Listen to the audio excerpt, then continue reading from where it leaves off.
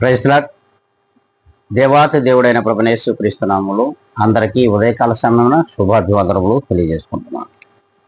ఈ దినం దేవుడు మనకిచ్చినటువంటి వాగ్దానము అది సమూయేలు గ్రంథము మొదటి గ్రంథము మరి 15వ అధ్యాయము 29వ లేఖనాన్ని మనం ఒక్కసారి చదువుకుందాం.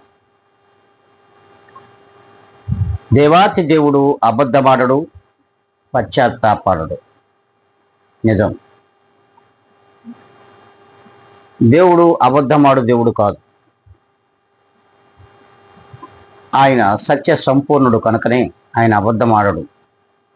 అబద్ధమాడేసి వెంటనే పశ్చాత్తాపడు.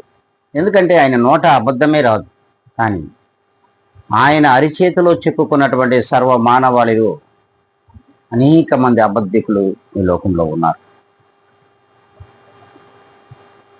సర్వ ప్రపంచంలో ఇటువంటి అబద్ధికులు అనేక మంది ఉన్నారు. అలాగే సర్వ సార్వత్రిక సంఘములలో కూడా విశ్వాస సమూహం అంతా కూడా అబద్ధముతో నిండి ఉన్నది. వెంటనే పశ్చాత్తాపడి ప్రార్థనలకి మళ్ళీ ప్రభువు నడుపుకుంటారు. చూడండి, దేవాతి దేవుడు తన అరిచేతిలో చిక్కుకున్నటువంటి మనలకు అలాంటి బుద్ధి ఉంది. అబద్ధమాడే బుద్ధి, అబద్ధమాడే మనస్సు. మరి అబద్ధములతోనే ఈ లోకంలో మనం బ్రతుకుతున్నాము అనేది ఇది నిత్యము, ఇది సత్యము కూడా. మరి ఇటు మనలను దేవాతి దేవుడు మార్చాలి, మన ప్రవర్తన మార్చాలి, మన మనసు మారాలి, మన బుద్ధి మారాలి. మరలా ప్రతి తప్పు చేస్తూ అబద్ధమాడుతూ పోయి పశ్చాత్తాపడడం ఎంతవరకు సమంజసమో ఒక్కసారి మనల్ని మనం ఆత్మ పరిశీలన చేసుకుంటాం.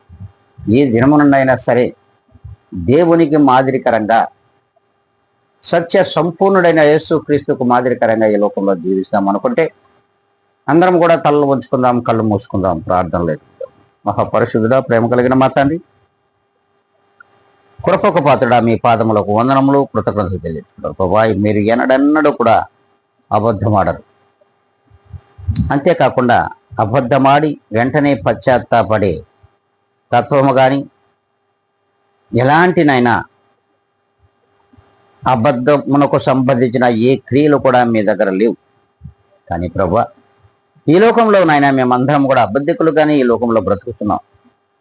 వెంటనే పశ్చాత్తాపడుతున్నాం. ప్రభా, అలాంటి గుణగణములను మాలో నుండి తొలగించి మీ సత్య సంపూర్ణతకు నాయన మేము కూడా మాదిరికరంగా జీవించడానికి కృపా సహాయమును మెండుగా దయచేయండి. మా ప్రభువును మా రక్షకుడును ప్రభువైన యేసుక్రీస్తు యొక్క ఘనమైన శ్రేష్టమైన నామములో ఎదుగురైన మమ్మల్ని అందరినీ కూడా మిక్కిలిగా తగ్గించుకుని మీ పాదముల దగ్గర నన్ను నేను ప్రతిష్ఠించుకుని యేసుక్రీస్తు నామములో అడిగి వేడుకొని ప్రార్థిస్తున్నాను మా ప్రియ గొప్ప పరలోక తండ్రి. ఆమేన్.